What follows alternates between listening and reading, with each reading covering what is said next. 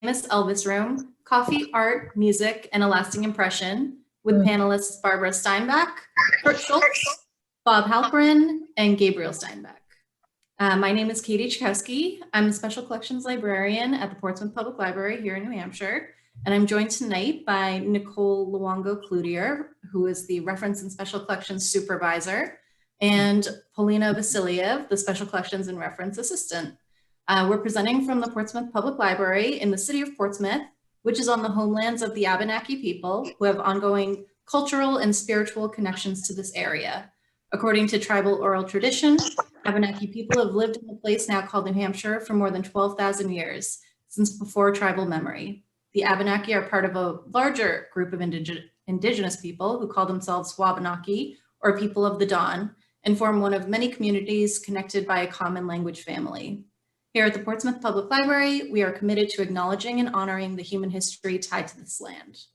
So tonight's program will last until 8:30, and we plan to be respectful of your time. If you have questions about any library services or upcoming programs, feel free to ask me at the end or just put your questions in the chat, which you can access by clicking on the little speech bubble icon that's at the bottom of the Zoom window. Tonight's talk is part of our local history series, which is a program we hold monthly.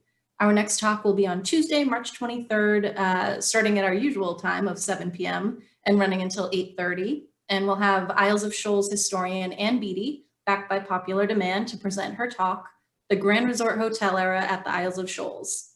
This event does not require registration, and you can find all the information, including the Zoom link, on our website and Facebook page. And on April 13th, we're going to have another returning speaker, Charlie Jennison. He's going to present about the local jazz scene from the 2000s till now. If you missed his talk last month, he covered 1950 to the new millennium, and that talk is available for viewing on our YouTube channel. And the link will be added for our YouTube channel to the chat in just a moment. We love hearing from you about what you'd like to see at the library, so I'll share an online event feedback form as well. If you fill it out, you'll help the library, and you'll be entered to win a library book bag. So the only stipulation is that the bag has to be picked up in person at the library in Portsmouth. And just a reminder, this program is being recorded. We're going to keep everyone's audio off during the actual conversation, but hopefully at the end we'll be able to unmute and thank all of our panelists. And the recording for this is going to be on our YouTube channel within a couple of days, hopefully, but maybe a couple of weeks, we'll see. So before I introduce the panelists, I just want to take a moment to honor Dawn Marie Pierre. As a founder of the Elvis Room, she created a community unlike any other in Portsmouth, and she died in 2019, but her legacy continues on to this day and will be remembered by all who knew her. Okay, so let me introduce our panelists for this evening's discussion. We have Barbara Steinbach, née Becht. She's one of 3 women.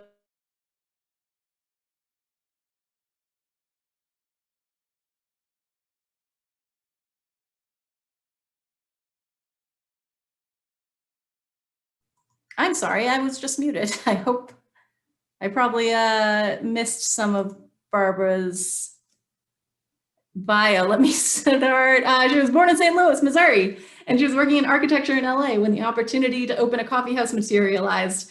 So she moved to Portsmouth.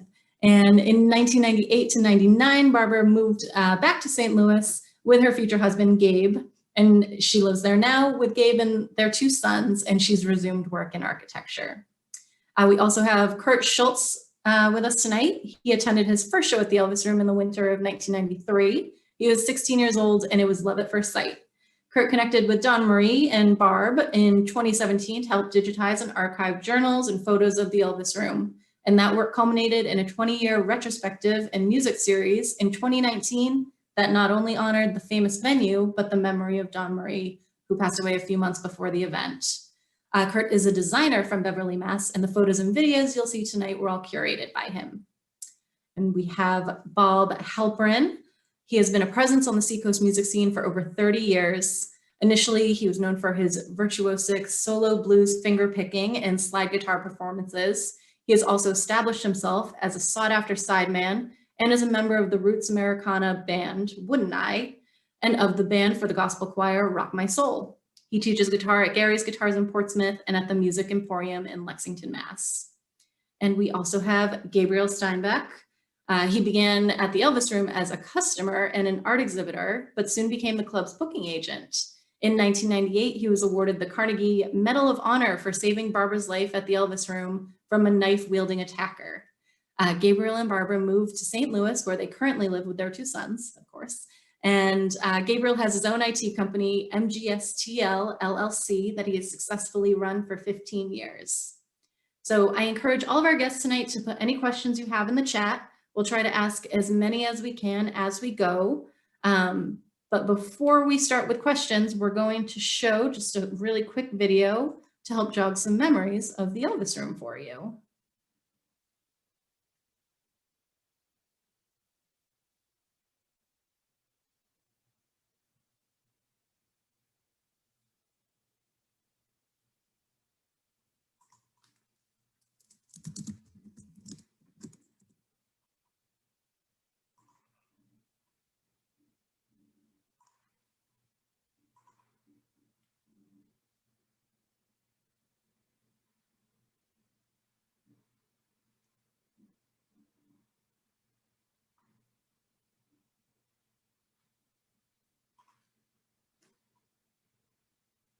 Okay, not the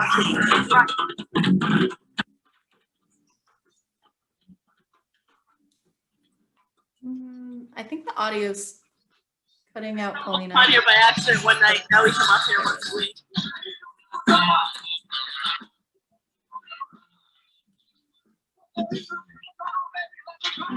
What it is people make the Elvis Room. So you would be the vehicle for that to happen.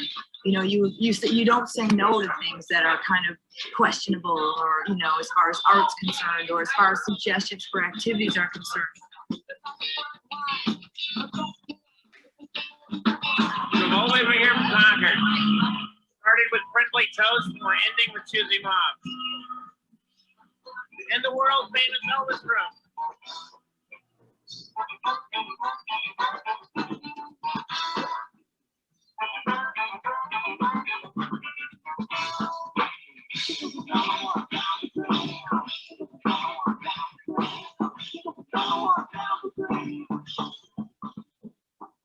Pretty much everyone has called us, and especially in the case of the larger national acts, people, they're amazed. Well, you'll have to little view of the wall of fame, so I'm pretty proud of that. And those are the ones that call us, because we don't really pursue it, just because we can't guarantee a huge amount of money like some clubs can that serve alcohol and such. We have a, you know, it's not a big place, so but because of that, I think it's actually been to our advantage. We're not competing with the same places that we would be if we had a capacity of 500 and served booze. Well, this is the only place I will drink coffee. I hate coffee, but I will come here and drink it. I think it's the atmosphere. It's just the fact that there are really cool people here. And the place is just cool. We have nothing like this in Massachusetts. This place is good because you can come here and just be yourself, and everyone's into individuality. It's wonderful. I mean, there should be more places like this.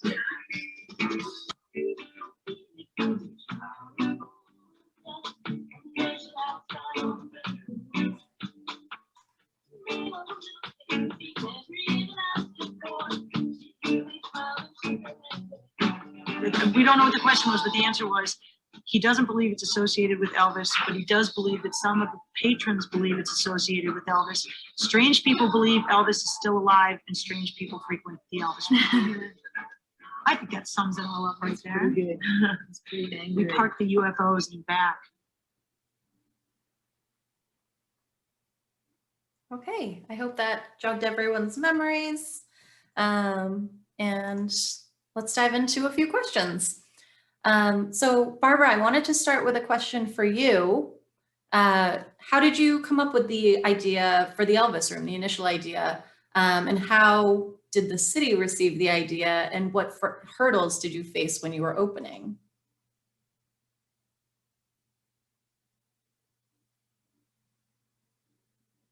Do we still have Barbara here? Oh, Barbara, will you unmute yourself quickly? Can you hear me now? Yes. Okay. Sorry, didn't know you muted me. What was I saying? Oh, I was saying that most of the credit in the beginning would have to go to Dawn Marie and Lori Baker, the other owner, because I was living in LA at the time, and so they came out. They knew Portsmouth. They both were living there. They were the one. They just get most of the credit. I was on board for everything that they suggested, but I had to kind of go with what they said, since I'd visited Portsmouth once, but at that point, that was it. I'd only been there for like maybe 5 days or something. So as far as what the city, what their reaction was, I think they didn't care as long as we didn't break any zoning rules and paid our rent, which, you know, I like I said before, I found the original business plan, and I can't take credit in most of the writing in this. I think Lori Baker did 90% of the writing, and it's actually really good. I mean, it holds up. But the thing that was so shocking is that our rent was $650 a month, which nowadays just sounds like nothing. And we got started on less than $10,000. So it's too bad those days are gone. Maybe they'll come back, who knows? But yeah. Wow. Does that answer it a little bit? That's great. Can you tell us sort of about the evolution of the Elvis Room? Because you started as a coffee shop. When did you start having music? Right away. We started, and Bob could probably tell me when his first time was, because I honestly don't remember, Bob. I know there's a few musicians that were from Portsmouth that got their start there. I think Dan Blakesley may have played there first, you know, his first outing. I could be wrong about that. I'd want Dan to verify that. But we started having music right away, thanks to Gravity Played, but unplugged. You know, we crammed anyone in the front window. But when we started getting requests from bands that couldn't fit in the front window, we made a decision, because the place next door had opened up, and we thought, well, why don't we do that? By now it was Dawn Marie and I that were running things, and it just seemed like a natural progression. Let's just make it bigger, put in a pool table and a stage, and then we can have the kind of, you know, music scene that we're already sort of trying to do, and it's not working very well. So I think that was a natural growth. And the landlords were okay with it, and okay with us poking in a few large holes in a, you know, solid masonry wall. So, which is, you know, the whatever places have been there since then, they can thank us for that, because that was not there. So we put the stage in, and man, that just did it. And then what happened was, you know, after a while, you start getting these larger bands from out of town, out of country, and an older crowd was coming to see some of the bands. And, you know, someone who can drink alcohol, who does drink alcohol, doesn't really want to drink coffee while they're listening to live music. So that's when we decided to go with the beer and wine. It was more to, well, I mean, a little bit of it was money, of course. And the rest was because it just fit the profile. So, and the rest, they say, is history. Do you remember the first band you booked? Man. No, and it's because I have a crappy memory, not because it, for some reason, didn't register important enough. So I apologize to whomever that might be, because yeah, you might get a few I don't knows if you ask me a lot of, do you remember this? Do you remember that? Yeah. Well, my next question, I guess, is for Bob then. Bob, could you tell us about the music scene on the Seacoast when the Elvis Room opened? Well, sure. There were a number of venues in the area. What there wasn't was a venue that people under 21 could go to, and that was, I mean, to me, that is absolutely the importance, the huge importance of the Elvis Room to begin with. They came in and they gave a home to people who were basically being ignored by the rest of the town and being blocked out of the social events, and gave them a place, which is, I think, the first step towards growing. as far as music goes, I was kind of, as far as I can tell, I was the test. I was canary in the coal mine at the Elvis Room.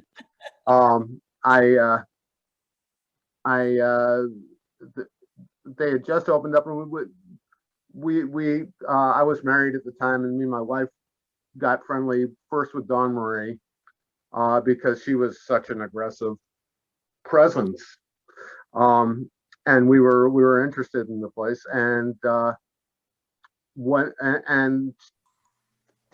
they were you hadn't had music in there quite yet. It was still very early days. And one day I got home from wherever it was I had been, and my wife said, well, Dawn Marie called and she wanted to know if you were doing anything tonight. And so that was my first thing. And as far as I know, and I've talked with Billy Butler about this, I think Billy was the first person actually booked into the Elvis Room ahead of time, like not just a thought that afternoon. But I think I was the first one in. The scene had been very, very active. I moved here. I started playing around here in the early 80s. Actually 79. It was my first gig at the press room, and there was all kinds of music. This is a very fertile area, and to start naming things and places and people would just take too long. Why do you think, the bigger acts wanted to play at the Elvis Room, especially because the crowd was so young? It feels like, the Elvis Room might have gotten written off, but it seems like it didn't affect the acts that wanted to play there. It just had a great mode. It had a great vibe to it. It had the mojo going, and there are a lot of acts that are larger that are booking gigs, and the big gigs are on the weekends, or they're scattered about in different places. You fill in your schedule, and if you go into to fill in your schedule and you have a great time someplace, you're going to favor that place the next time through. And that's what happened with the Elvis Room.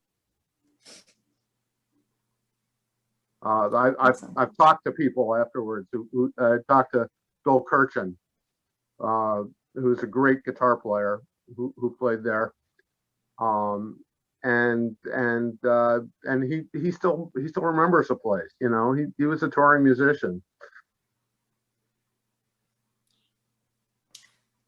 Can I say something?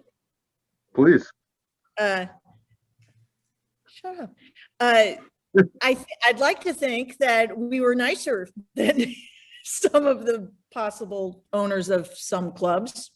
We always tried to be super nice, especially when we knew that they weren't going to probably make a ton of money just by virtue of how many bodies could fit inside the place, So we tried to make up for it.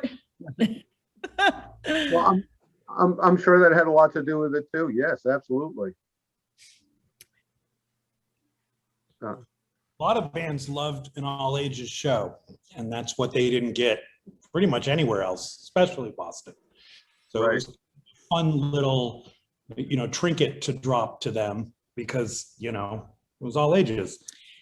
It also provided a place where some bands would play that might not be as welcome at some of the other places, even if they thought they could draw an older crowd. We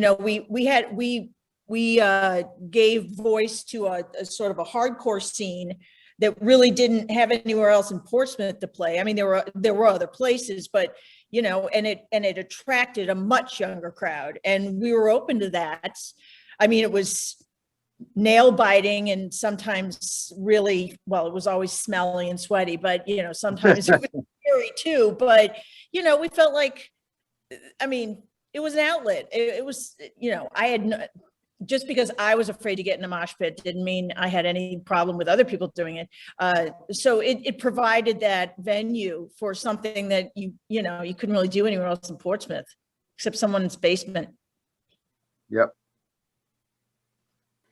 Yeah, that's that's very big. I wasn't really plugged into that scene, Mhm. but I did know people who were involved with it, and I mean, well, the Bruisers. I mean, where else were they gonna? I mean, my God, that, yeah. I mean, Hump Muscle started there.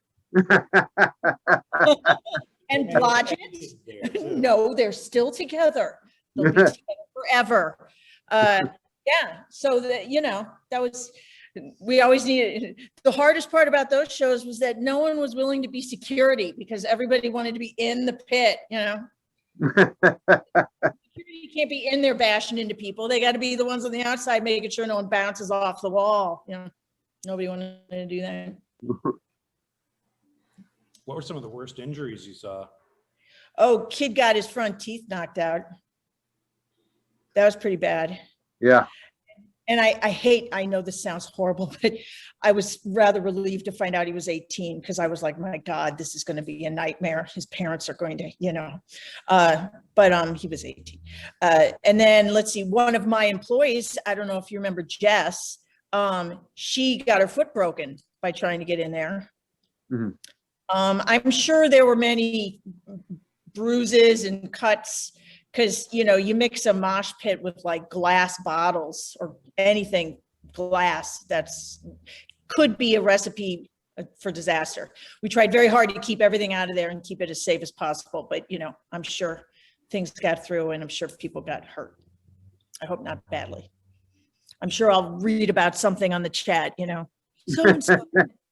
Oh, well, the tunnel rats. Okay. The tunnel rats were different because they brought the blood to the stage. So I don't know if oh. In days of COVID, that would be kind of a problem. Yeah, now that would be bad. Yeah. The US bombs, they were another one.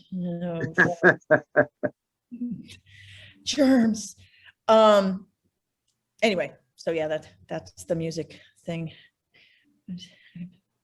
And, Billy does say in the chat about the stabbing that happened. I don't know if you want to sort of, talk about, because it was mentioned in Gabe's bio that he did save your life from a knife wielding attacker. Can you sort of expound on that a little bit?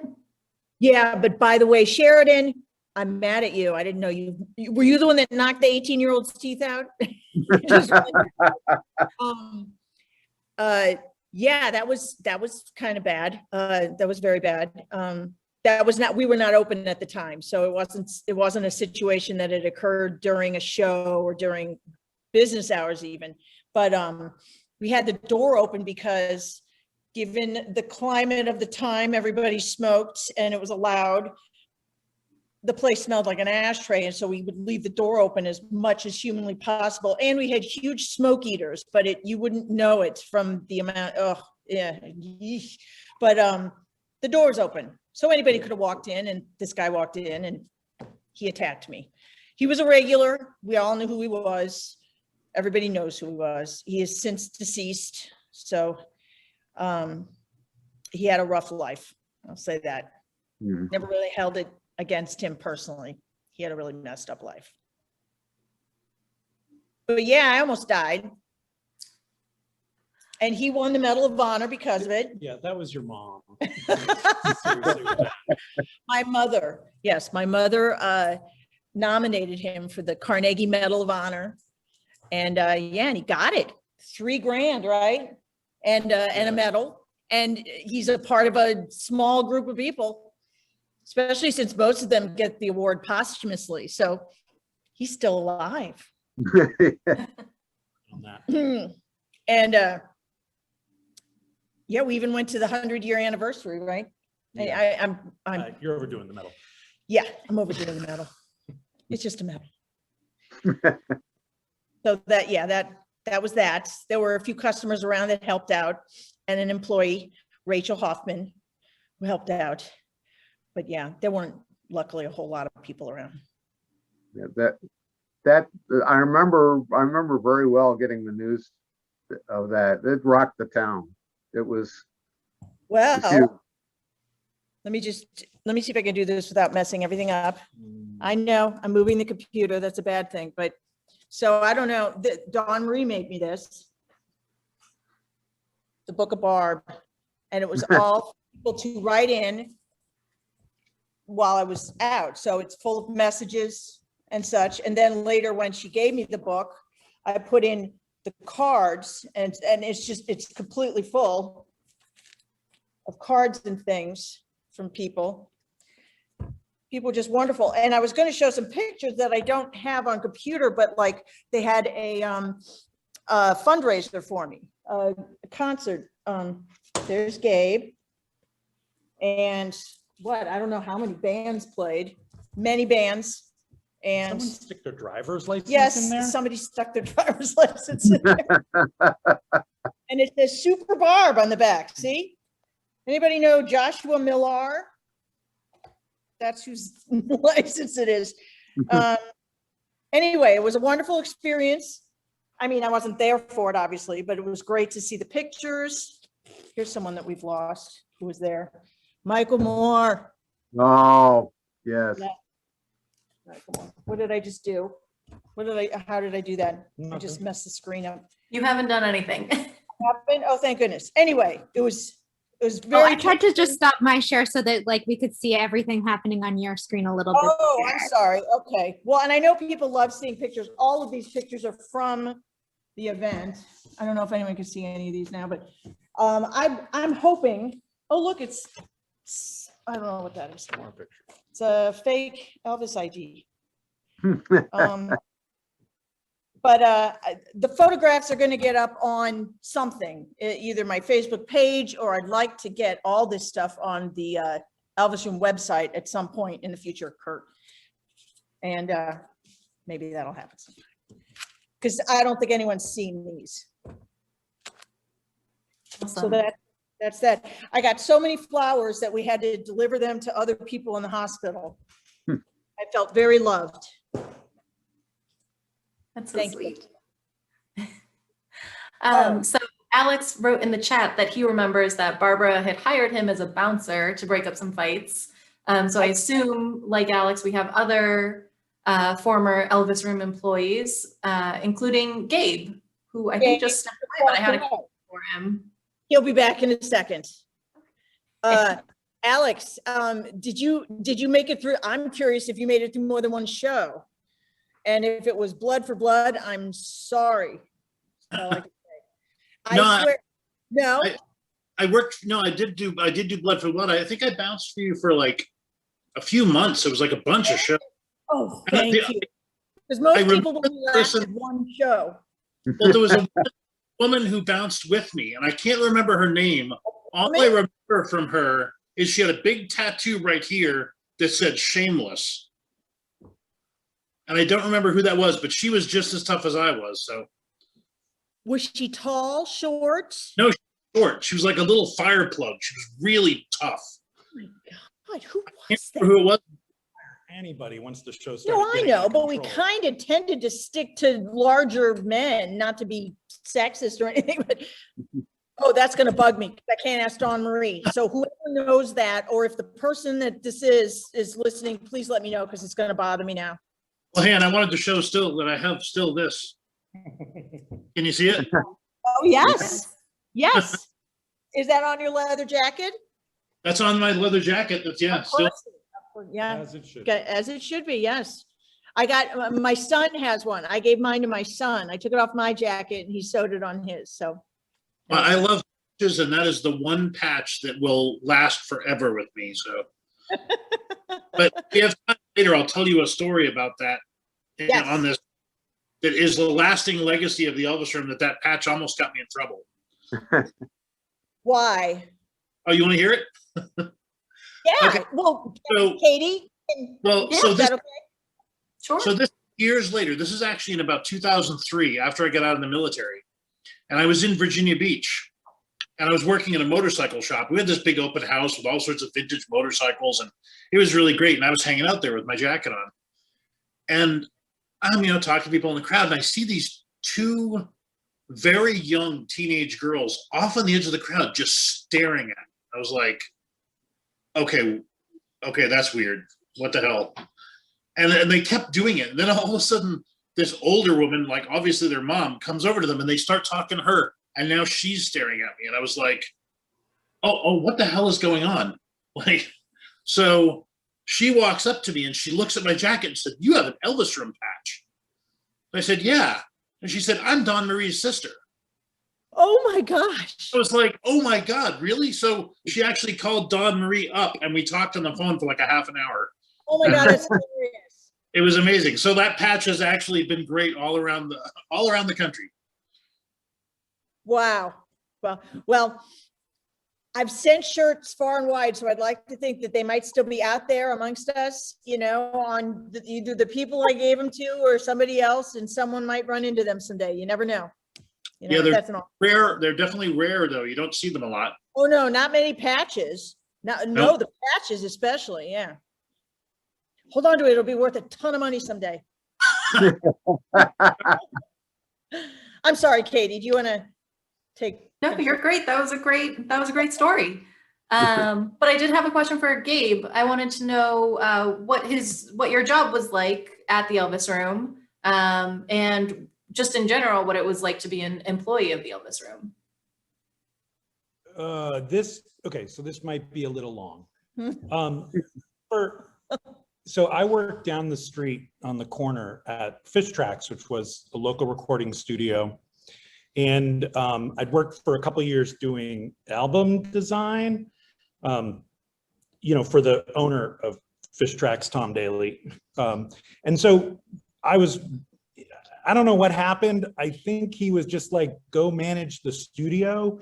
And generally managing the studio was like, see how much money you can spend on equipment that musicians might use. And so we would certainly do that. And so I was not even a block away from the Elvis Room. And in a twist of zoning compliance, I was actually living in the recording studio, and Tom didn't know that. Because rent was a little too high for someone who made really nothing in a recording studio. But I had this corner office on the street with glass on both sides of, It's the music hall. Yeah, the music hall. What was the other? Yeah.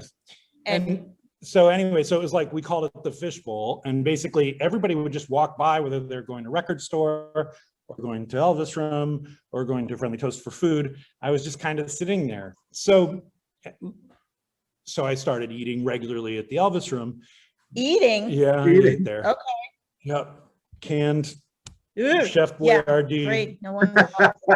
Didn't have a place at the recording studio. So, and then at some point, Barb just kind of offered me the job, but I don't even remember why. I don't remember who assumed there was before some- you. Was it John Clark? Did you take John Clark's place? Yeah, I think it was. Yeah, I think We had a lot of wonderful people that came with this, the caveat of, okay, but I'm only doing this for a little while until I get my life together or whatever. And So- and John was exceptional. I mean, he He had was. built the punk and hardcore stuff. I mean, And a lot of the indie stuff too. I mean, I was really just, I mean, it was just because I was conveniently located. I had a bunch of musicians on speed dial. We had a really nice basement at Fish Tracks. I mean, we had a lot of good stuff going on. So it was easy for me to take over and book. What was maybe even, I mean, the best part about booking, I'm not particular about what kind of, I mean, I'm a snob, but I'm not particular about what kind of music I like. So, I mean, for me, it was very much just whoever would come in and talk with me about anything. So-and-so's brother's got a band, or I like these guys and I think that they're kind of cool, or that was what drove a lot of booking, and that made it really fun. And as we diversified, and I thought we sort of, you know, we pushed really hard to diversify because it was really fun to get the weirdest lineups possible, and the whole crowd would completely change from night to night. And that was, and honestly, I had to go to the stupid shows. I had to go because I Not that any of them were really stupid. to drink, and working for them, even though I didn't really do anything except just talk to people, and maybe a calendar. And so it was very natural for me. I really didn't make much or It fit your personality at the time, because he kind of walked around talking like he ran the show, you know, and now he kind of did. So it did make it a little, it did make it a lot of fun. And everyone just kind of left me alone. And that was what I really appreciated, because I couldn't compete with John. I really couldn't. So, but you did a lot. I mean, he got me into a lot of music that I'm very much still into now, that I may not have even noticed or something. A lot of the more off the beaten track, alternative and indie stuff that, you know, beyond college radio. And I thank him for that, because it started at the Elvis Room. Yeah, So. I mean, we really wanted, I mean, I was a college radio kind of buff, but we really couldn't get as much like UNH type college radio music, and this predates the Portsmouth radio station. You know, we always thought, oh, that would be great if we could get music with radio support, but we just didn't get enough interaction with WUNH to get as much as we would like. There were definitely some great shows that they would put on. We were that close to getting Fugazi. Yes, really, seriously. Yeah. I've got to break in here and just say that although the Elvis Room is probably best remembered for the punk and perhaps the rockabilly shows as well, there was a lot of everything. Oh, yeah. I did a show there opening for Say Zuzu, alt country. I did a show there with playing with Chris Pern, who was a wonderful and very quiet, understated singer-songwriter. Everything went on there. You know what was great about that too is a lot of the musicians, I mean, typical clubs, local bands headline the shows. Most of the musicians that were local bands, they were like, please bring these guys, we'll open for them, we'll bring our crowd. And, you know, we want everybody to see these guys on stage. So we're not going to headline. I mean, the Bruisers were sort of classic at that. You know, they're like, we want the business to come play. I'm like, who the hell are they? And it's just like, you've got to book them. They've got to come. You've got to do it. And I was like, well, fine, but who's going to open? And, you know, of course, Al says we got to do it. You know, it's what we're going to do. So, and that's different. That's a different level of support that you get that you just don't get anywhere else. I mean, when the local musicians are coming out to say, these guys are really good, you know, they're really going to be good. And then we still have to draw and build support for these guys, which ended up being like very classic word of mouth. And that was what, I mean, if, you know, all I had to do was walk around the corner to Rock Bottom Records and let everybody know who we thought was coming, and Tom Colletta would have a fit, and then we would definitely a lot closer to drawing a crowd. And it didn't take much. It didn't take a lot of effort. Wasn't a big room either. Not a big room. Well, you know, this one experience, other things like this happened, but this one will always stick in my head. This band called The Urge, and they're from St. Louis, and they were huge in St. Louis and went touring, and, you know, were that close to going national, and then it all went poofed. But when they played the Elvis Room in their heyday of being big shots in St. Louis. I didn't know who they were because I was living in New Hampshire. So they come through, and they're, you know, a band that Gabe had booked. I think you booked them. Yeah, I don't remember. You know, it was when having 12-piece orchestra, not orchestra, but like a brass section in a band was a big deal. And so they were you know, it's understandable they had problems, because how are you 15 people? But anyway, they come, and I'm talking to them, and I find out they're from St. Louis, and oh my God, I was so excited, because, you know, they could care less that I was from St. Louis, but I was so excited. And so I was out there trying to get everybody I could, because no one had heard of them. So not a lot of people showed up, but I had one kid, Joel Woods, who anybody who was a regular would know who that is. He would usually only go to the hardcore shows, and he hated to pay even more than anything. And somehow he ended up going in, and he came back afterwards, and, you know, that is not normally the kind of music I would have paid to go see, but they were so good. And they really were. They were so good. And I just, you know, I was happy for a band from St. Louis, but I was happy that somebody that would normally only go see hardcore shows went to see this band that was, I don't know how you would describe them, like, I don't know, like Power funk. Power funk. There you go. That's good. Power funk. And he was into it. And so was the rest of the audience, even though there weren't many. Anyway, I loved when that happened. I want to ask Curt. I don't see you on my screen. Yeah, where is he? As a patron of the Elvis Room, can you tell us what it was like to sort of have this crazy mix of different types of music happening every night? Yeah, it was just amazing. Like, I think when you're 16 years old and you go to the Elvis Room, it's just eye-opening. I grew up in Stratham, so I'd borrow my parents' minivan and drive in to go see shows. And I think at the time you don't realize how special it is because it's your normal. So like you go there and you realize that you're in this community, you're in this music community, and you're in the audience. And there's this power of live music that you kind of gets ingrained in you at that age, I feel like. And it's very powerful. It's very communal. And, I think just being in the audience, watching these bands, Bob's talked to it, Gabe's talked to it, but the variety was just amazing. And the fact that that all these shows were all ages, I lived, outside of LA, I lived in Brooklyn.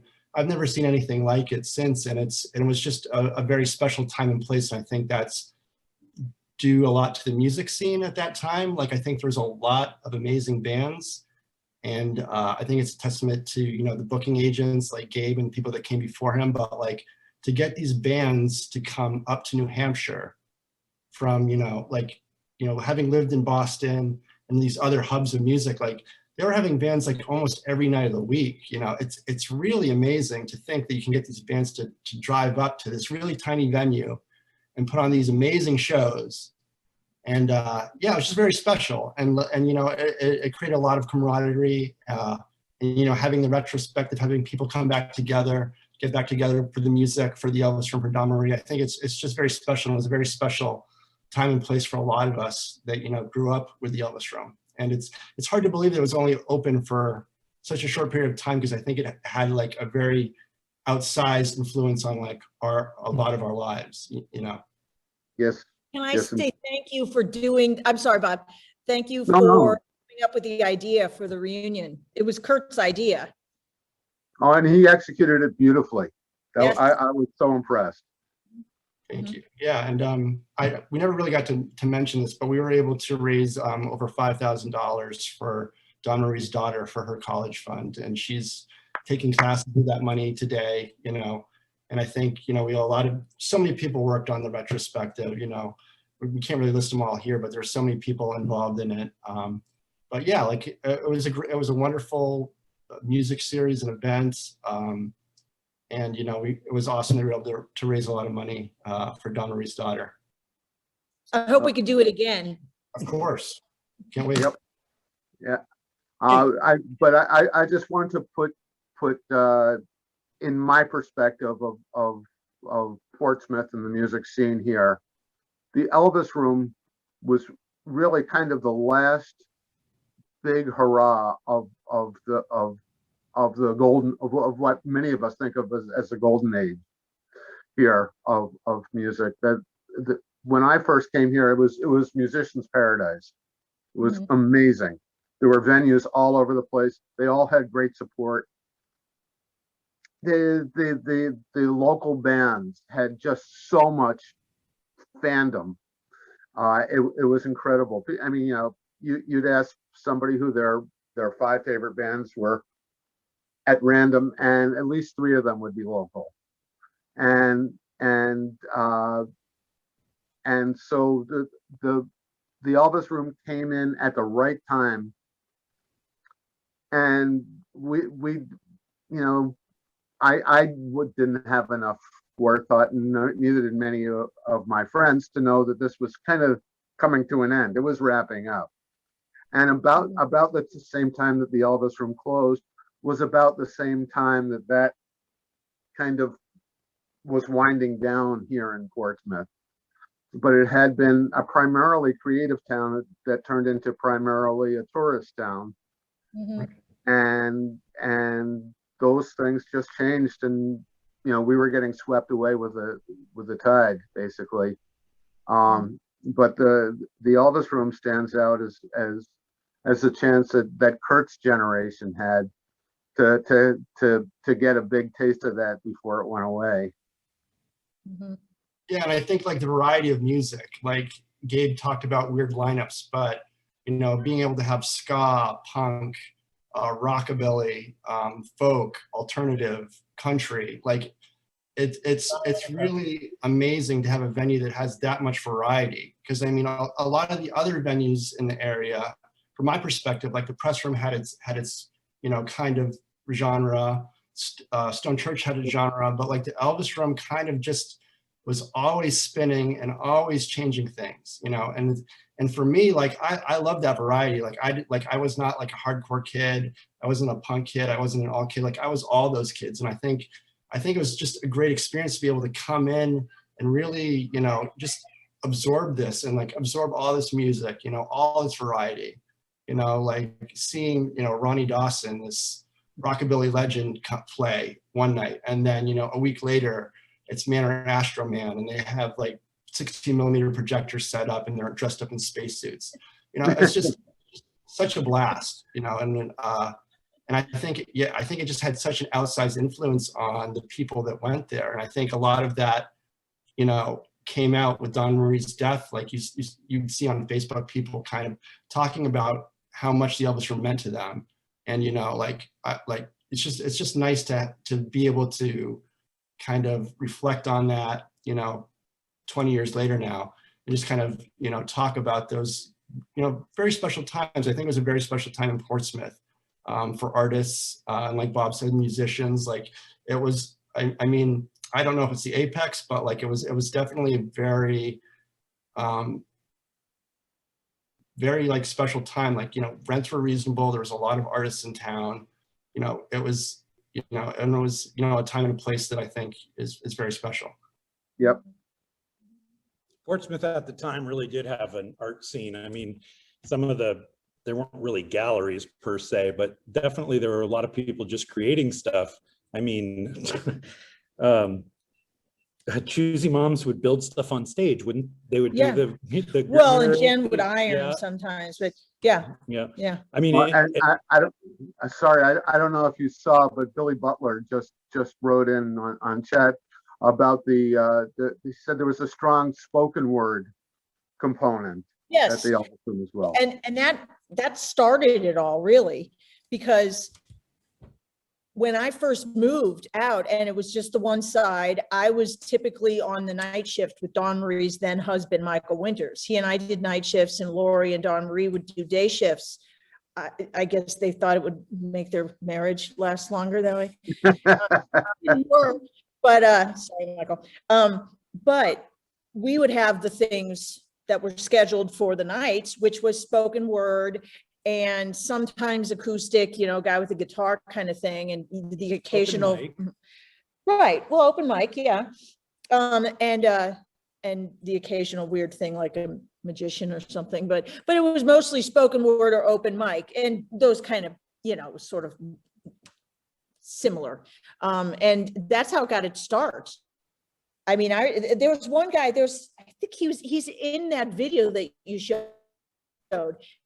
And I don't remember his name, but he wears a leather beret. Billy, you might know him. And he used to do a lot of spoken word. He was one of the first ones that would do spoken word over there, along with Billy. And well, Billy, did you do spoken word or open mic or both?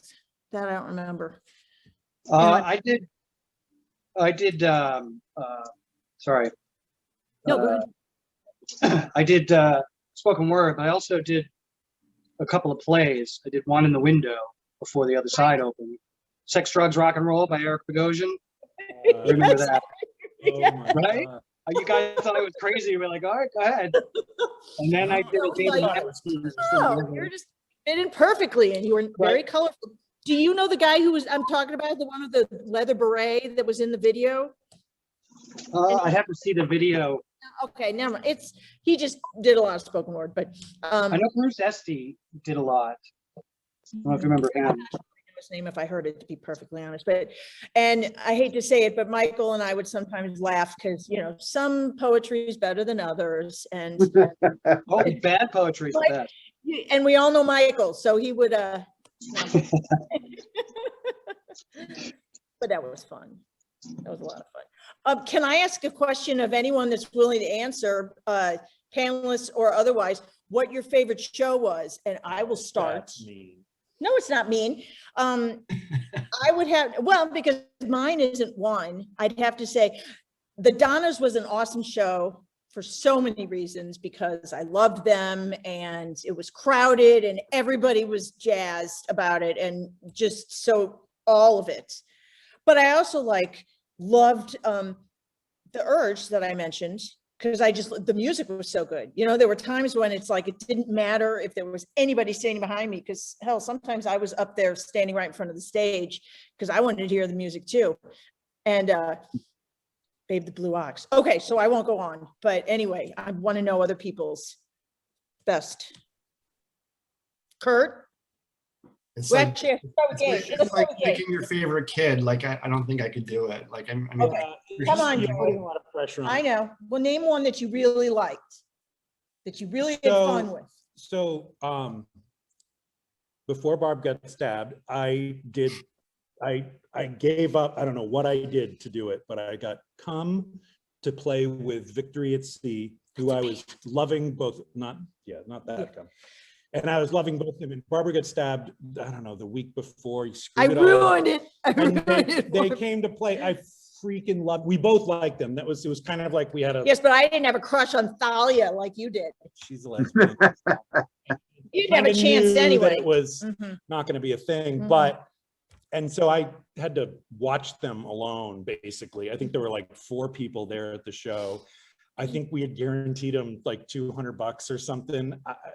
They were miserable right up until the point where they started drinking, and then they got a lot more fun, and they were friends with Victory at Sea, which was really cool. So they were all like hanging out together, and then it ended up being okay. But I got to see like my favorite all-time band alone in a room playing almost only to me. It's like a private show. And that was cool. I don't know.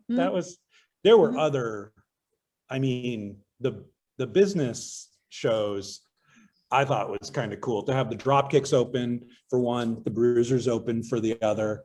And well, and they're British. And that was our first attempt at ticketing, which was a mess. Mhm. So, but we had the right idea. I mean, they were bands that we needed to get a minimum cover on. And in both cases, if I remember correctly, the Bruisers and the Dropkicks did it for basically free in order to make sure the business got their money, and they were cool to play because they had a guarantee. And it had to be all ages. That was the other thing. It had to be 100%. So that was a good show.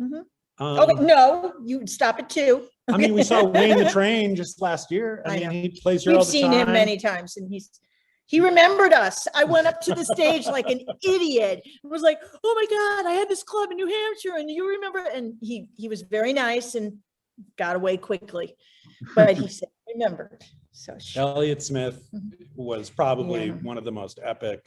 okay, you're answering for Mary everybody. Lord. Would you shut I up? know I them want to hear all Curt. offhand. I know, Curt. Songs of Ohio. What would you say? It's really hard to pick. I mean, Okay, my first show, like Fly Spanish Fly, might be one of my favorites. Fly. Oh my God. Okay, so Katie, I have to mention that Fly shows are very special because those were the biggest shows we had when we first opened the other side, and gave us an inkling of what could happen if we allowed, ourselves to not go by occupancy levels, because we had an occupancy load like every other place, and we far exceeded it in the case of Fly Spanish Fly every time, to the extent, and it was all, Curts. It was a bunch, it was 500 Curts crammed into a space that was meant for 200 people. And it would get so hot in there that the water would just be running down the inside of the windows. And luckily for the most part, these kids didn't smoke, so there wasn't smoke added to it, and there was no drinking at this point. But oh my God, it was like being in a sauna, and you couldn't move. It was crazy. I cannot believe the police did not. Don't give them ideas. Because I swear they came. I remember them coming one time to one of the Fly shows, and they're just like, so how's it going? Not a word was said, because technically it's the fire department that cares about that, so. Anyway, that was one. I'm reading what other people are saying. The Queers, Dildozer. I don't really remember I remember the name, but I can't say I specifically. Wasn't it Killdozer? No, Dildozer, no. Elvis was a big one. I was asking. House. Oh, Brick House. Yeah, I tried to get them. Anyway, Alex, what was your favorite show? You got a fave?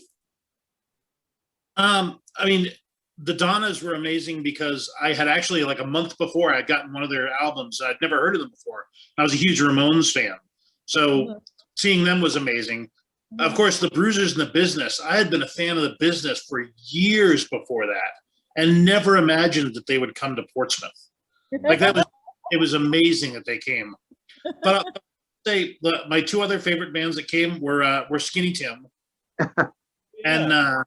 and Elvis. I was really amazed at how fun that show. Elvis, the Mexican Elvis. Yep. I was describing him to Gabe's employees because no one has ever heard of him. But hey, Billy, what was your favorite show? You got a fave? Are you still there? Yeah. Sorry, I'm cooking. I would say the Donnas probably. Yeah. I ended up working with them in New York in 2009, and I was like, hey. You guys remember the Elvis Room? They're like, oh my God. So it's kind of a throwback, but I think them or King Missile maybe, because I was a big King Missile. King Missile was awesome. Oh yeah. I learned about them at UNH. I worked at WUNH, and I remember when you guys booked them, I was like, what? Yeah. No, that was sure. Am I hitting the wrong arrow? It's this arrow. Is it this arrow? What are you doing? I want to go up on the chat. I'm looking. Oh, Satan's Pilgrim. Yeah, Ronnie died. Okay. Laramie. Wait, we haven't heard from Laramie Dean. He's here, right? Are you still here, Laramie? He was. Yep. I just I want to hear from you. You weren't on my little scroll thing. I'd seen you, and then before I had you to say, then suddenly you disappeared. Laramie, by the way, Katie, for anyone that doesn't know, he was a performer there as well. So you have the two sides of it, as a performer on stage and as a customer looking, watching, listening, whatever. Yeah. No, I love, and he played at the, what do you call it? The reunion? Reunion, thank you. Yeah, the Elvis Room is my first time being on stage, and it was like so scary. Actually, Gabe talked, I went to record at Fish Tracks. And that's where I met Gabe and Joe Queer. Jim Tierney called up Joe Queer. My mom and my wife was at the time, my girlfriend was a huge Queers fan. So Joe walks in the studio and I'm recording surf music, and it was just awesome. And Gabe's like, "You got to come play at the Elvis Room." I'm like, "Dude, I've got 6 songs." He's like, "That's fine." So the next a week later, I was playing with the Bourbonnaires and the Racketeers, like traditional, and they had a great crowd, and I was super scared. I think there was about 100 people there, and that fills up that half of the room, Oh yeah. So I was like, oh my God, it's my first time playing in front of people. I was 24, and oh geez, it was so scary. But we had a good show, and I think we played well enough where the next week was the Amazing Royal Crowns, and Gabe called me up. And I saw the poster, and I had been there as a fan to see the Crowns, which put on an awesome show. They had just come off a tour with the Cramps, and boy, those guys were just so tight. We taped that whole show because we bring video cameras into the Elvis Room. So we taped every time I played there. I have all my shows and any bands I played with. Well, good. That's more than I have. I've talked to Gabe for years. I got to get in my garage and just get those VHS tapes out. Yeah, send them over. I got at least, I want to say 8 shows there, at the Elvis Room. Yeah. And I just got to dig the VHS out. But yeah, just playing there, it was amazing, because that show, I think you guys probably broke some fire code then, 200 plus for the Crowns. Both sides, you couldn't move, And each time, like, I was so honored you guys, I got $40. I'm like, I was like a bear. I don't want drink tickets. You would always get free drinks. My band was all underage. I was the only one over 21, so I got 6 drink tickets and paid. Wow. There you go. That was pretty cool. I was like, man, I'm living life here, you know? Did anybody swing dance when you No. were on stage? Did we have any swing dancers in town? Because I always think There about was that. some, but We just not- watched Swingers not too long ago, so Nobody, yeah. that would have been. Well, there were some people that showed up Yeah, in the Those full shows, outfit. nobody could dance at. It was like so tight in there. You couldn't. Yeah, you that's couldn't true. really move. Who else Ooh. is on here that I want to know? Okay, it's a computer. Sorry, not a- I'm looking. Anyone else want to Oh, voice? as far as Elvis Rooms, I know Alex mentioned he was in Virginia. I was playing a show in Portland, Oregon, Portland, Oregon at Slabtown. And this kid came up to me. He's like, hey, I was reading online that you played at the Elvis Room. I'm like, yeah. He's like, I went to UNH. I used to go to the Elvis Room. It was just so random in, Portland, Oregon. I'm like, no way. He listened to Tamara on the No Rue show. Oh, really? Oh my God, that's so funny. That is so Yeah. funny. Wow. She was the second person I met at the Elvis Room was Tamara, because she was running the Queers fan club. Mhm. Joe Yeah. told her to watch my show, and she came out, and it was really nice. I took my son to see the Queers when they came to St. Louis. It was a couple months before the reunion, and he thought, it got him some brownie points because there was an older girl from his school that was there. So him just even being there and then getting introduced to the lead singer. Yeah. So, No, but it brownie points nonetheless. I feel like where did Katie go? I feel like we've completely usurped this. No, this is great. I was planning for this, so this is working I didn't out. wanna- There was one thing I wanted to pull back from, which was every night having a show. There was this dare that, Don Marie and Barb kind of put on me, and they were like, you're booking too many shows. Like there's too much stuff. And I was like, I can just do it. It's not a big deal. And then they were finally like, well, if you can do a show every night. And I was like, yeah, I can. And so we did this 1 month where we did a show every night. It was the goal. And it was like my little personal booking goal, there was really no strategy. There was no big plan. It was just like, I think I could fill every night. And we totally did. And I think that sort of set the stage for this nonstop music that would never stop. And felt like. Is that possible today? Like I just are there as many bands touring? Like what's it like? How You would need that? a profit and loss statement before Well- you can book the band. You need to prove that they're going to make their money. Really? I don't know. Obviously right now, Gabe's biggest fear about COVID is that he will never see live music It again. is a legit fear. Because we still go to a lot of live shows. There will always hopefully be a part of our lives. It's just, I feel bad, Bob, Laramie. I feel really I bad. think after COVID, it's going to be the best. I think it's going to be the most support for live bands ever after COVID, because people are going to be starved for entertainment. Oh, yeah. They miss going to shows. My doctor, I talk to my doctor all the time, and he's here in Los Angeles, and he's like, we had our best last few days in Los Angeles, which is a good sign, I think, for COVID, because I'm like, do I need a vaccine? Like, I don't want to take it if I don't have to. But he's like, don't be afraid. But he's like, we're having good, since they've been doing I think the vaccine was in February. The numbers have come down, and I'm really hoping that we can get back to live music, COVID vaccine might be the new fake ID. At the very least, Oh, right. Well, So how are we you- need it to travel. Yeah, like I want to go back to Europe. about this. It's a lot. Yeah. Like if this becomes a problem, and I'm not Right, good at it's- running Well, a Bill business. Gates can plant something in us and then we'll all be okay. It's gotten really weird as far as, because I've been doing mostly Facebook shows. I Right. do a weekly Facebook show. And last summer I did a few live shows outdoors. And when I started doing the Facebook shows, it really freaked me out because I didn't have a live audience. But then I got in front of a live audience and it freaked me out. Because you're not used to the live audience. It's Yeah, I like, would imagine. who are you Yeah. people? Right. And why are you yelling?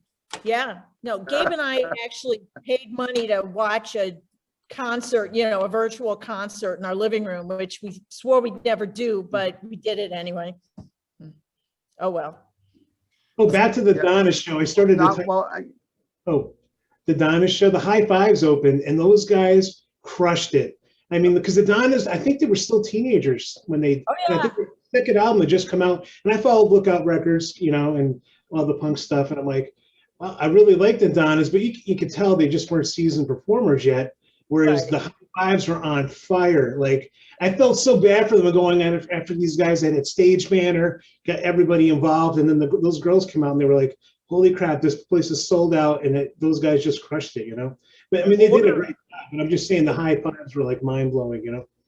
Play order kind of disappeared at the Elvis Room. There was really no preference to play. I mean, you always there was always a given that you could throw somebody at the beginning, but everybody was just like, I just want this play in front of my friends, and she's showing up at 10:30 and I'll play then.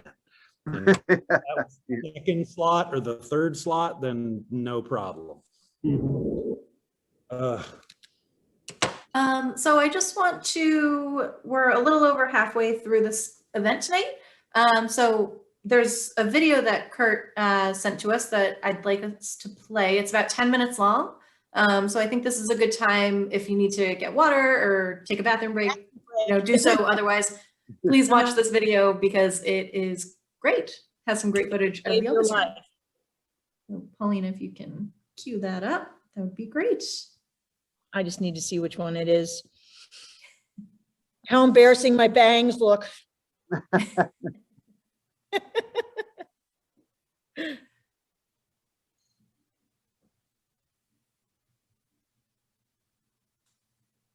Oh.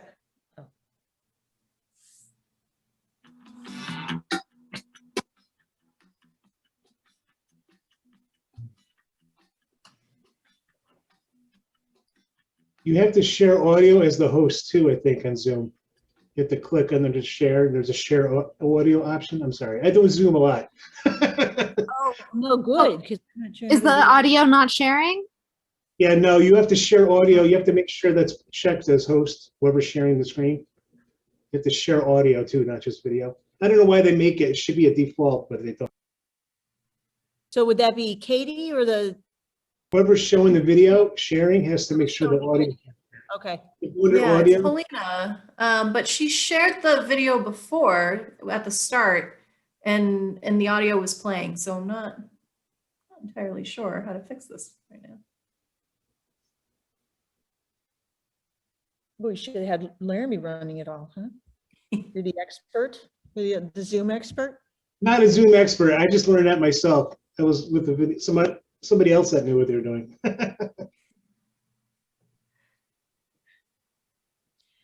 Well, this is reason enough for wanting COVID to go away, because it's just a daily reminder of how untechnological I am. I mean, but it's also great that we can have you here. I mean, you wouldn't have necessarily been able to come up to New Hampshire to do this program, so. Probably, yes. I love Zooming with family and stuff, because back east, because I'm out here in California, so. Well, yeah. I mean, and you can mute them or yourself, all sorts of things.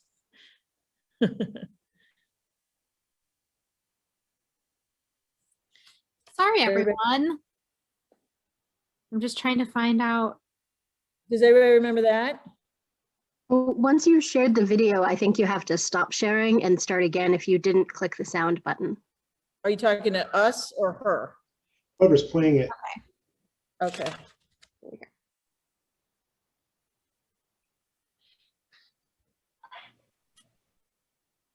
That picture was awesome. You just held up, Barb. Remember that T-shirt? We had a Yeah. T-shirt with that. Yeah. Oh. We have audio? Yes, there it goes. Oh, sort of.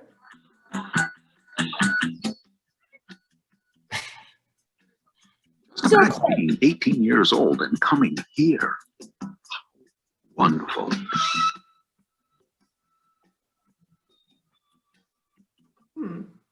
Is this the, what's his name? I just forgot his name. Fritz Weatherby. Yes, thank you, Fritz Weatherby. Everybody in the room, please pay attention for just a second. We're doing kind of an impromptu poetry reading for the TV people here, so I need your Billy, that's the guy. Read some more of my stuff. My name's Ian Hunt. Ian Hunt. It's on Thank December you. 6th.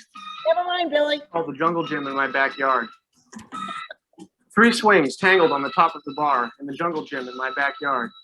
Broken glass in a mud puddle at the bottom of the slide in the jungle gym in my backyard. Bloodstains on the monkey bars, skin left behind from a game played much too rough at the jungle gym in my backyard.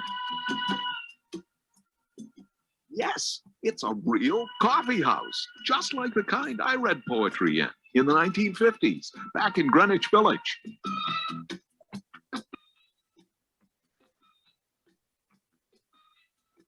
What we envisioned really was a place for everyone to come and feel comfortable, and a place for artists to distribute, put their art up and show their art. So many people to come and read poetry and share themselves with people, Was Dawn Marie on the right here and Barbara Becht, who created the Elvis Room in the spring of 1993. It says, yes, the world famous Elvis Room. Now, I know for fact it's famous in Portsmouth because I live in Portsmouth. But what is this world stuff? We ended up gaining national publicity, or international, I should say, as a result of Elvis Presley Enterprises asking us not to use the name Elvis. And we have a defensible case so we're saying Elvis is okay, Elvis Presley's not. Well, this was great publicity. In fact, the story of the little cafe in Portsmouth that was under attack by the Elvis Presley Foundation was so big that CNN came by last August and did a story on the Elvis Room. And letters of support came from as far away as Ireland and Tel Aviv. It's not Elvis Presley that we cared about. We just want the word Elvis in our name. Well, we had chose it. The state of New Hampshire gave it to us. Why should we, why should they take it away from us? We bought a sign. We were just, a couple of girls trying to make a living,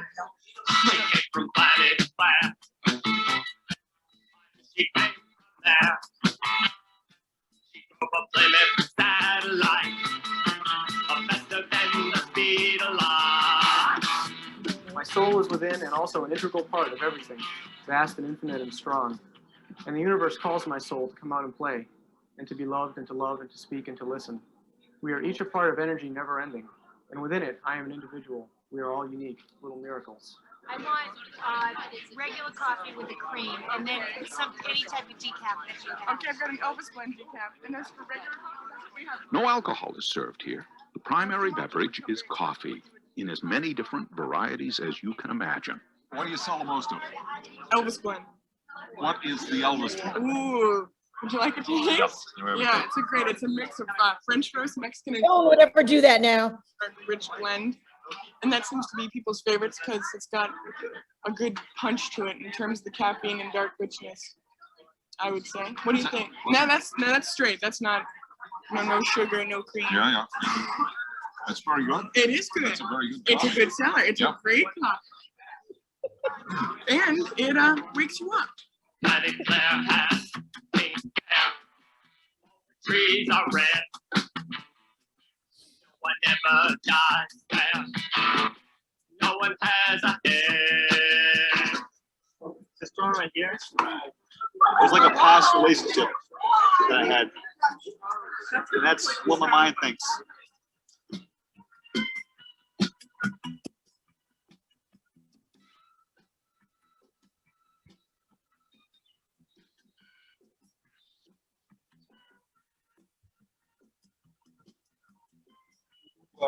Cultural things yourself. You look like a cultural person. I work in the theater. I volunteer in 2 theaters, and in one of them I'm an assistant director and I'm a lighting director, and I also do a lot of writing. I'm trying to get published short stories in magazines. I've taken several creative writing courses and lots of poetry, write lots of poetry. I draw, but I try not to show that to anyone because I'm not very good at it, but just all sorts of things like that. I've been reading for a long time. I love to read, that sort of thing. What's your name? Hillary Peatfield. Hillary which? Peatfield. Peatfield. Oh, that's nice. Get this. Okay, just a second. I have to go to my house. Hi. Hello. Hello, Jean. How are you? I'm good. I'm that's good. Where you going? Why are you bouncing around? Well, I have to go home because my stepfather just got back from Vietnam and he brought me presents. All right. All right. Or one of the 7 stars.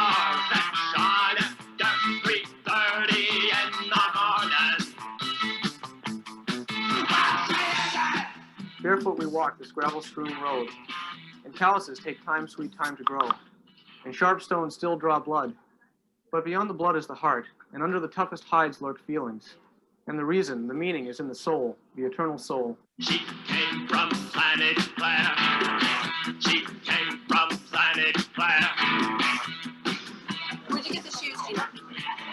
Oh, Speed Racer. Speed Racer. I got this out of the dumpster today. Such a good fun. You put me on. No, that's why I got this, and this, and these, and the shirt I have on underneath here. All out of a dumpster? Yeah, that's where I get all my clothes. She came from planet Claire.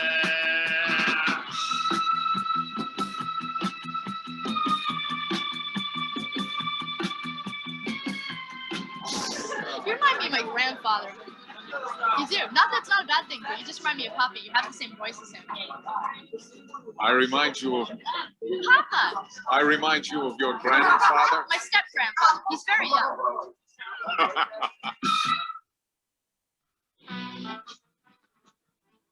The Elvis Room.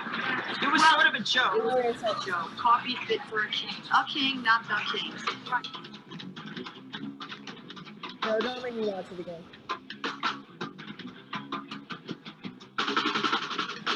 We just stumbled upon here by accident one night, and now we come up here once a week.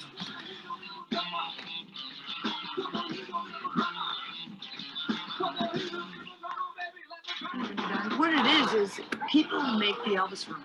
So you would be the vehicle for that to happen. You know, you don't say no to things that are kind of questionable, or you know, as far as art's concerned, or as far as suggestions for activities are concerned. We've all the way over here from Concord. Started with friendly toast and we're ending with choosy moms. And the world famous Elvis Room.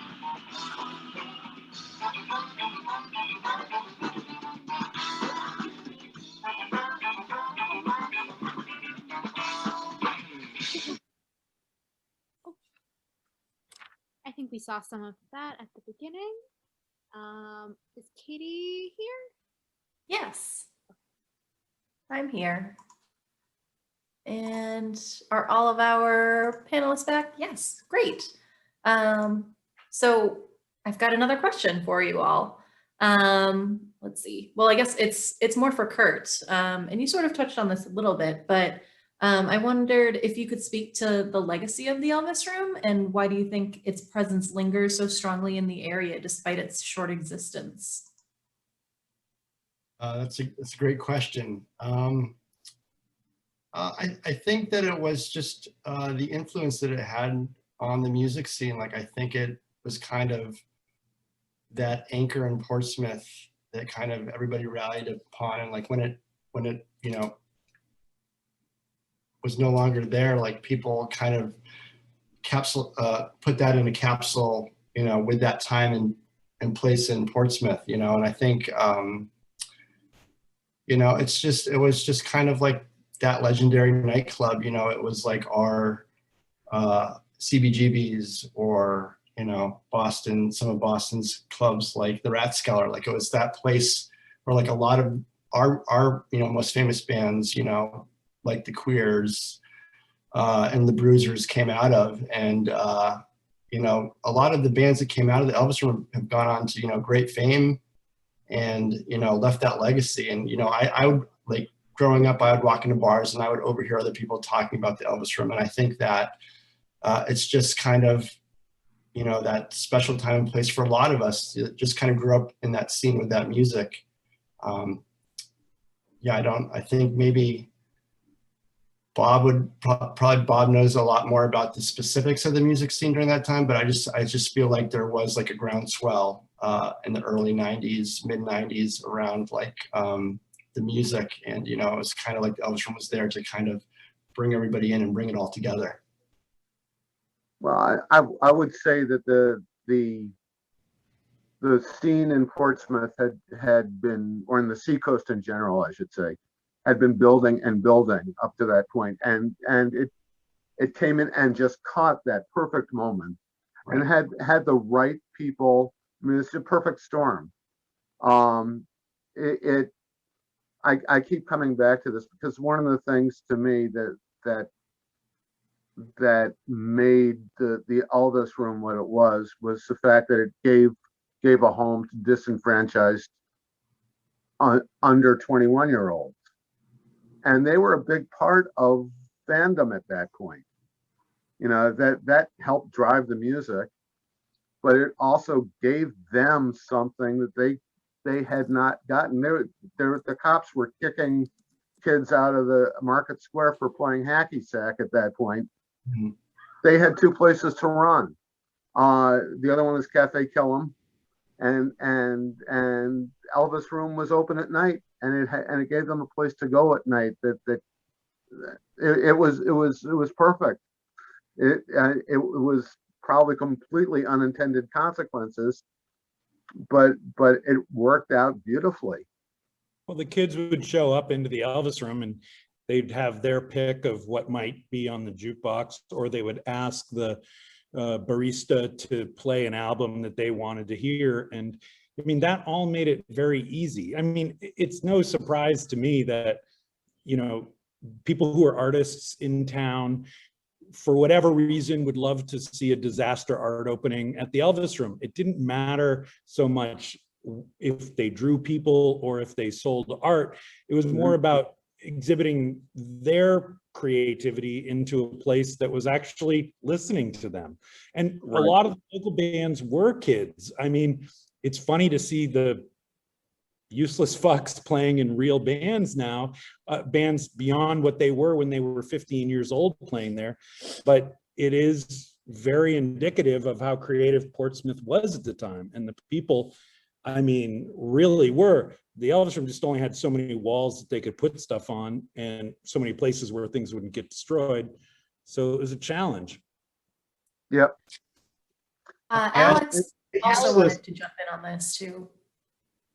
Yeah, I just wanted to what Bob was saying was very true about, you know, the not a lot of places for us to go as kids in Portsmouth, and the music is definitely one huge aspect of it. But I think also for me, it was just amazing that there was a place that I could go any time of the day and I would be welcomed in. I would know people there. And people would be happy to see me.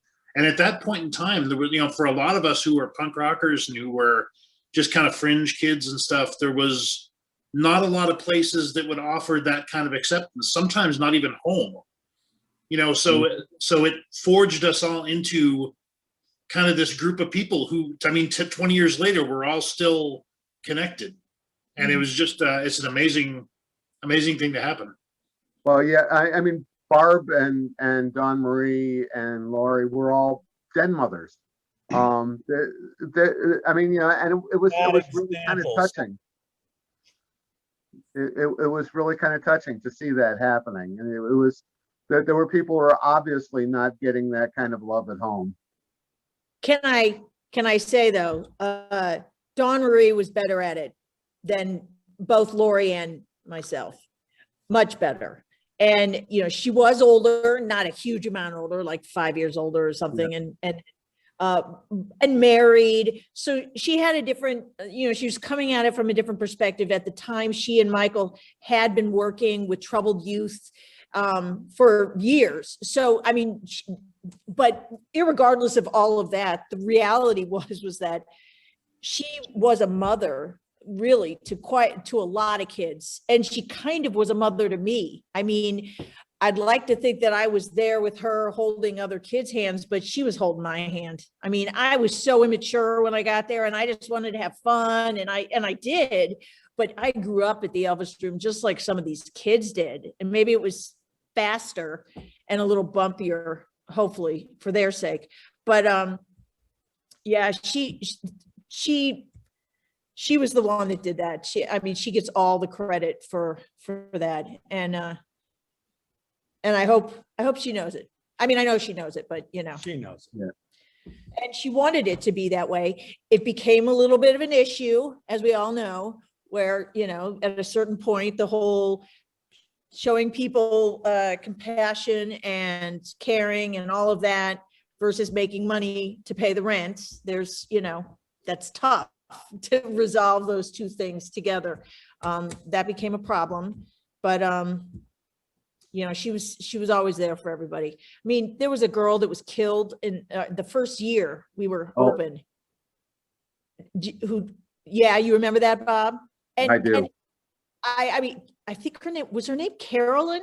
I don't know, but Dawn Marie met with the mother, you know, went to the funeral. I don't even remember, you know, I don't know what I was doing. I was probably, you know, God knows what, but so she was light years ahead of me as far as maturity for that part of the Elvis Room. And I'm glad for that, because that's what helped get us going. I mean, that was the beginning of it. I mean, it went through sort of phases, but that was the first phase of sort of feeling like there was a lot of kids in there, a lot of kids that needed some help one way or another, even if it was just a place to sit out of the cold, you know? Yeah, I just saw something on the chat. I think it was Abby. Yeah.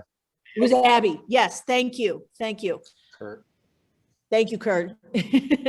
Yeah, I mean, I knew her, but I didn't know her like Dawn Marie did. And I'm so glad Dawn Marie did and reached out to the family. She got well, Curt, didn't we see the letter that she got back from Abby's mom?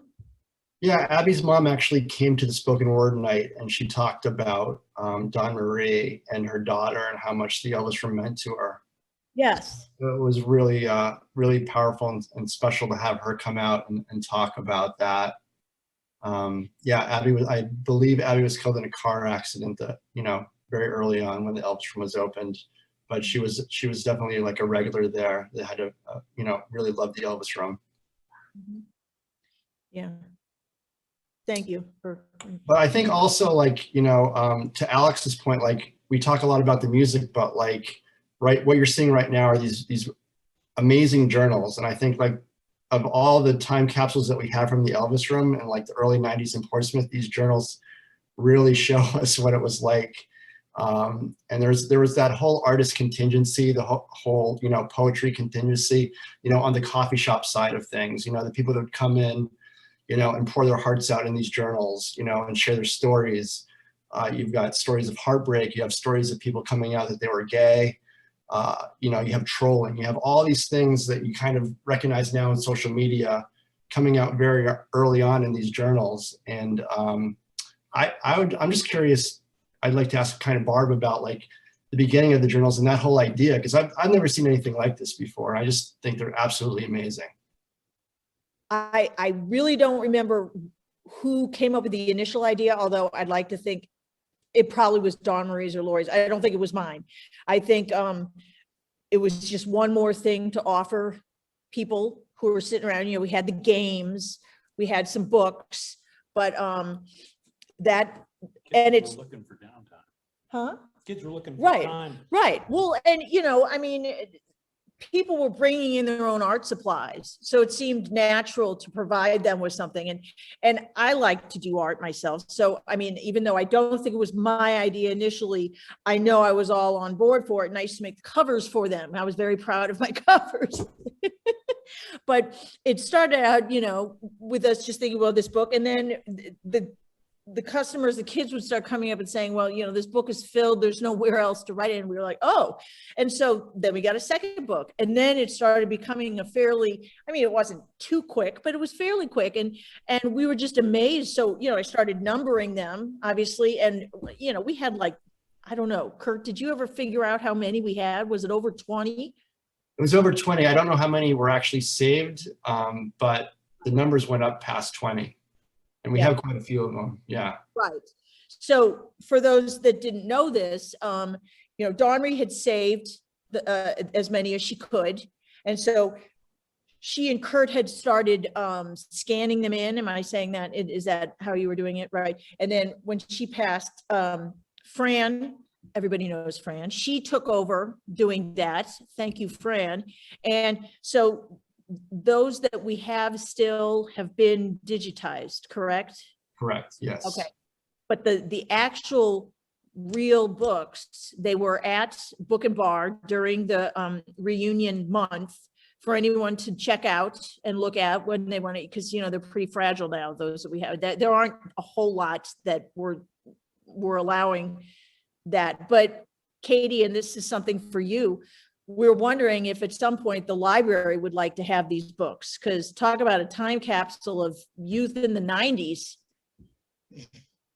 Yeah. Yeah, we would love to have them. I think I received an email about that at some point, but I didn't hear any follow through. But we do have, for anyone who doesn't know, we have a digital archive online full of, you know, everything we've digitized to this point at the Portsmouth Public Library.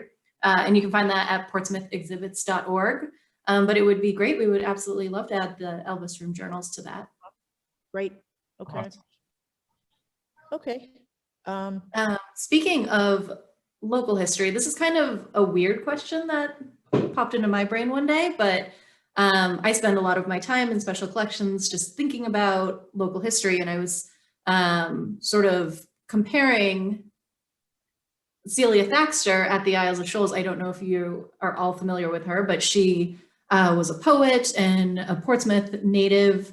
Her father ran the Lighthouse out at the Isles, and her family also ran the Appledore Hotel.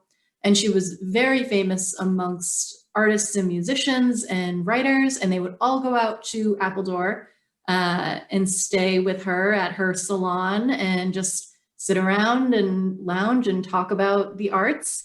And she had guests such as Nathaniel Hawthorne and Henry Wadsworth Longfellow and Childe Hassam, so really big names.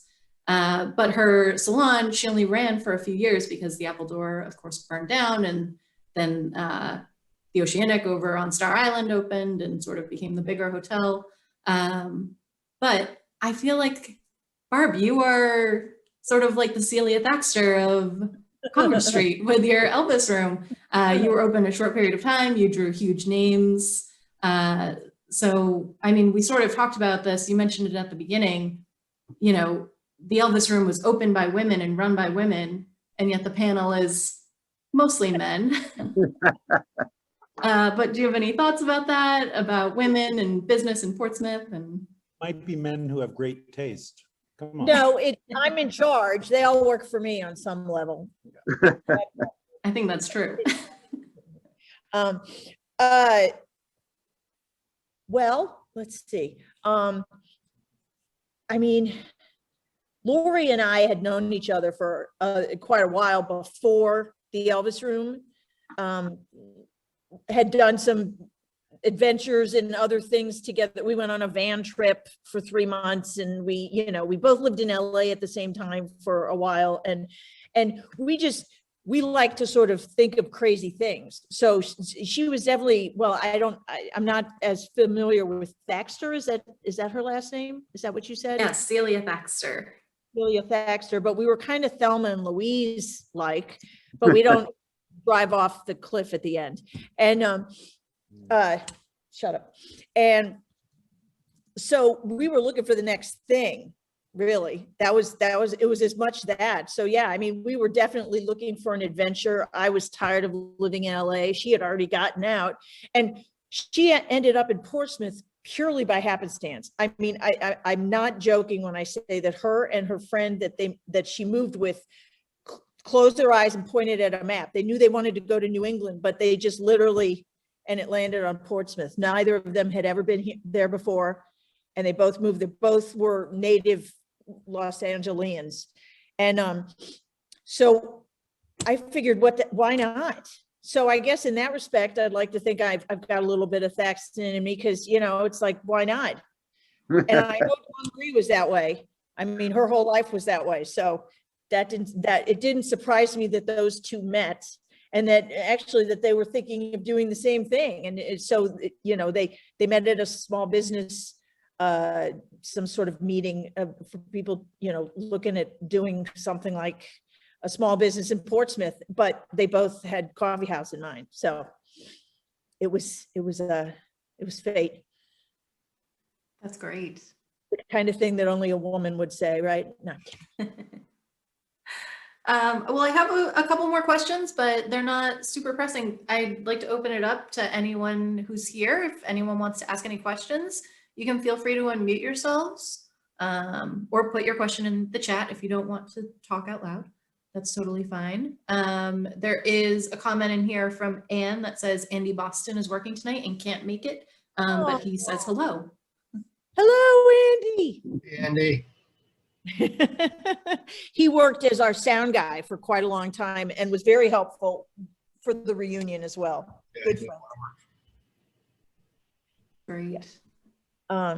Yeah, I also think it's important. We've got to credit a lot of this photography to Tim Donovan. Yes. Oh, yeah. He was a regular at the Elvis Room, and he did really an amazing job of capturing a lot of the imagery that we use, that you see tonight, and a lot of the imagery that we used at the retrospective. Yes. He did also, a lot of the Wall of Fame. Yes. Yeah. So, yes. And Tim's great. He doesn't necessarily like talking to a group though, so I guess I'm not too shocked that he's not here.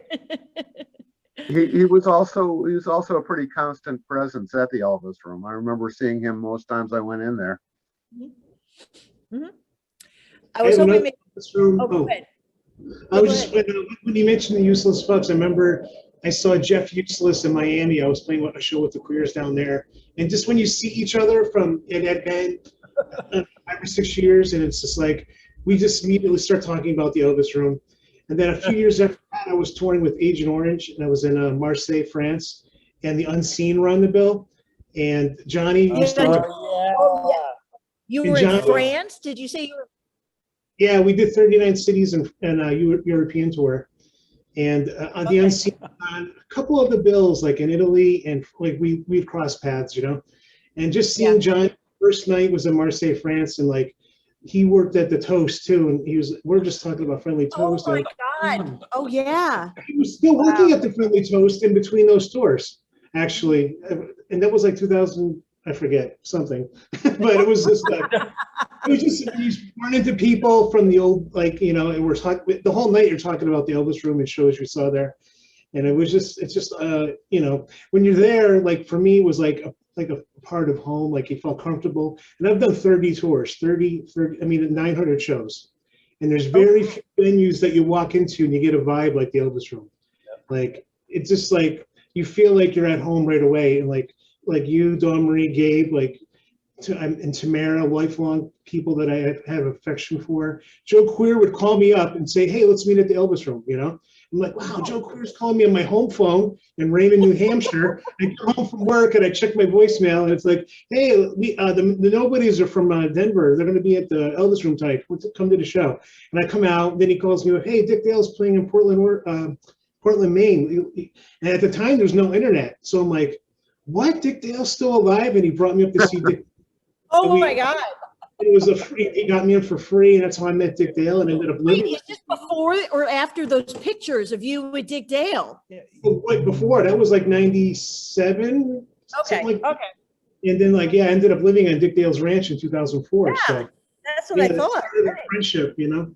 But yeah, it's Elvis Room for me is just like everything, the spark of everything. Anytime I think about music, which is every day, I think of the Elvis Room. I feel like I should have had a list of everybody I would want to thank, kind of like if I got an Oscar, you know, even though they always go too long and everyone gets bored. But I would like to shout out, thank you to Bruce Pingree. Due to lack of all technology, could not join us, but he's there in spirit, and he helped us all the way through. I mean, he was always a constant, just, you know. We would often trade shows. He would come up with a show and he'd say, I got these guys calling me and I really cannot book them here. Can you do it? And I'd be like, I'll see what I can do. Well, and he stepped in and did booking for a while when we were without a booking agent for a little while. And he just was always there to help however he could, whenever he could. So that was great. Oh, he loved that room. I mean, if you were looking for Bruce and he wasn't at the press room, there was only one other place he was.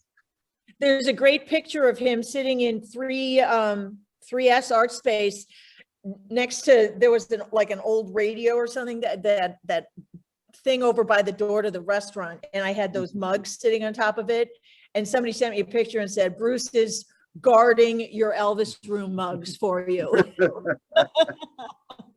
It was very cute. Yeah, and also Mike Sanborn, he provided a lot of these other pictures Yes. I'm seeing here. He was on here, but he's Yeah. being all quiet. Yeah, and he was essential also in like the printing of all the materials for the retrospective, but he has, you know, also some amazing shots. He has a shot of the Donnas that's one of my favorites. Yeah. But yeah, also an amazing photographer and fan of the Elvis Room. But there's so many people that, you know, we could thank, but like Barb said, it's hard to thank them all. Well, it's hard to say this is the end. Ow! You shouldn't- I didn't say the Don't end. like wrap it up. I Jeez. know. I mean, what I thought, I mean, and this is being kind of away from it for a long time, but bringing our kids up to see the retrospective or whatever you want to call it, they just saw it as another show. And it took like 30 seconds for them to get assimilated and about 30 more seconds for someone to talk them into managing the merch table. You know, what are you going to do with teenagers? We'll totally trust them with the hundreds of dollars that we absolutely have to make, or else we're going to end up coming out of pocket. And I thought that was, you know, I thought that was very telling of the entire crowd. You know, nobody who messed around with anybody other than just being themselves. Mm-hmm. And, you know, we'll ask them about this in 20 years and maybe Right. we'll see what they have to say, but I don't think it's something that's going to just go away. I think No, that at least with our oldest, he was impressed. I can All honestly say teenagers, he, all teenagers. I gained some street cred from all of that because I was just mom before that. The other one, not so much. But I will also say that you know, two things I remember that always will stick in my mind is one, I lost my voice from screaming, from seeing so many good friends that I haven't seen in 20 years. I lost my voice. And the fact that my oldest son may think I'm not the biggest loser in the world. So 2 things, win-win. Nothing. Nobody else can say anything. I can't wait for the next reunion. I'm going to get the safari. Because I really feel like we missed the chance to get Babe the Blue Ox. I know. I mean, there's a lot of bands. There's yeah. I know. Pinkerton Thugs, the Bruisers. We missed a lot. We never The Bruiser. Yeah, talk to Al about that. Yeah, Al will play. Yeah, I ain't worried. I ain't worried. Just one quick memory that I had, just talking with Donna Marie, you know, before she passed, about the Elvis Room, and that it's really stuck with me, is that she just said that, like, people would come to the Elvis Room with ideas. They're like, well, I have this art exhibit that I want to put on. She's like, well, do it. And Barbara would be like, well, do it. And like, I feel like the success of the Elvis Room and the beauty of the Elvis Room is, I feel like it was all very organic. And like, people could bring in their ideas, bring in their music, and really, you know, the Elvis Room was like a place where it was just welcoming. Like, there wasn't like some, you know, master plan to it all. And I think that's really the beauty of the Elvis Room, is like it always felt very natural, always felt very organic. And I don't know, maybe Barb could talk a little bit more to that point, like about just how inviting it was. Like, I mean, I think that you had like drag fests and all these things, and like LGBTQ nights. I mean, this is still the early 90s, you know. Right. I feel like you guys were very progressive and accepting a lot of artists, and maybe you could talk a little bit to that point. Mm-hmm. Well, with the art, really anything went. I mean, and shout out to Aaron Rooney for making it a little more official. I mean, we had always planned on doing the art. In fact, it's in the business plan. Every 3 to 6 months, we are going to change the art. We did it more often than that, I think, maybe. But well, it was a way to subsidize the artists, because a lot of people had really cool stuff to sell. Oh yeah, and I got a lot of art. So did Gabe. I mean, substantially, probably more of Dan Blakesley than anybody. But I mean, I got a lot of art from a lot of amazing artists from that I, you know, and really, it's awesome. It's absolutely awesome. And so every time we had an art show, you know, Aaron would do like a formal thing on Monday nights, and we'd get cheese trays and the whole 9 yards and have an art opening. And that was, God, that was one of my most fun nights, for. I think when you start with that, I mean, music and art and poetry, the three big things. I mean, and there was written art. I mean, once you're working in the art space, you have to be open and accepting to a lot of different concepts. And I mean, not to be a bitch to the generation that we're in now, but they really don't have any respect for that. I mean, it would be great if they did. It's just, it's not out there for them. I mean, maybe Reddit has something going on, but I don't know. It's just really hard to look back at these times and say, you want to go out and take pictures of whatever you want to take pictures of and put them on the wall in front of everybody else that totally will make fun of you. But at the same time, buy the pictures and give you a little bit of money to make more. And I think that's how a lot of people felt there. Well, that was part of the zeitgeist of the seacoast at that time. Was and one of the things that made me fall in love with this area was the total arms open. Bring me your weirdos. We want them here. And we'll pat them on the back and we'll recognize what they do well. And we'll accept the fact that they're weird and they're still part of what we are. And the Elvis Room embodied that probably better than any other establishment. When I moved to LA, I drove, and my parents, because they wanted me to drive the whole way by myself. So my father took the first half, my mother took the second half. So she arrived in Portsmouth with me. And I mean, she only spent like 2 days there, so if that, but she asked me before she left, she goes, where are all the old people and the really young people? And she really thought she was in some sort of Lord of the Flies thing with like everyone being between the ages of 16 and 30, because she didn't see anybody outside that parameter. And I was like, well, at the time, I'm like, I don't know. I've only been here 2 days too, but there was a lot of people in that age group, for a fairly small town. I mean, not that everybody lived right in Portsmouth, but it's amazing because, I went to college in Kansas. There were a lot of small towns around where I was, and they didn't have that zeitgeist. I'll tell you that. Okay? I don't know if it's something in eating seafood or I don't know what, but there was something about that area and the surrounding area too, that just was like a epicenter, because I think of all the like the Button Factory and all the clubs and all the daring to be discovered. I mean, there was just so much for a fairly small town.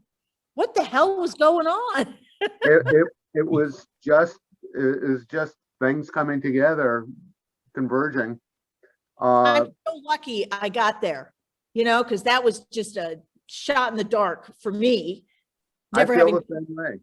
Yeah, I really, wow. Well,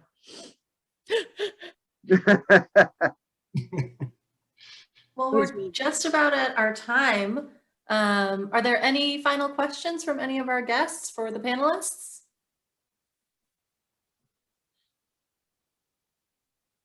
Okay.